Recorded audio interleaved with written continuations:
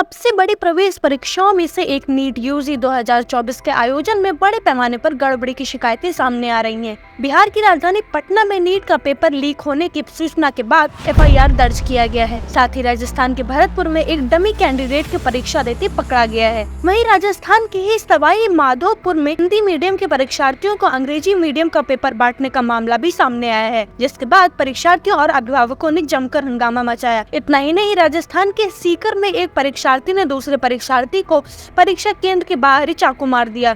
इसके बाद वह जाकर आराम से परीक्षा देता रहा और पुलिस बाहर उसका इंतजार करती रही। बिहार की पटना पुलिस ने नीट यूजी का पेपर लीक होने की गुप्त सूचना के आधार पर एफआईआर दर्ज किया है। पुलिस कई लोगों को हिरासत में लेकर पूछताछ कर रही है। हिरासत में लिए गए लोगों में नीट के परीक्षार्थी भी शामिल है। साथ ही पटना के कई इलाकों में रेड चल रही है। कल देर रात भी छापामारी हुई थी। राजस्थान के सवाई माधोपुर के आदर्श विद्या मंदिर परीक्षा केंद्र पर तो गजब ही हो गया। हिंदी मीडियम परीक्षार्थियों को अंग्रेजी और अंग्रेजी मीडियम परीक्षार्थियों को हिंदी पर्चा बांटा गया, जिसके बाद हंगामा मच गया। रिपोर्ट के अनुसार परीक्षार्थियों ने आपत्ति जाहिर की तो उनके साथ बदसलूकी की गई। हंगामे के बीच कई परीक्षार्थी पर्चा लेकर परीक्षा कक्ष से बाहर आ गए। रिपोर्ट के अनुसार यह परीक्षार्थियों को पेपर और OMR शीट अलग अलग दी गयी थी। ऐसे में आशंका व्यक्त की जा रही है कि पेपर पहले ही खोल दिए गए थे और इन्हीं के जरिए पेपर लीक किया गया। नेशनल टेस्टिंग एजेंसी ने स्वीकार किया कि राजस्थान के सवाई माधोपुर में एक केंद्र पर गलत पेपर बांट दिए गए थे।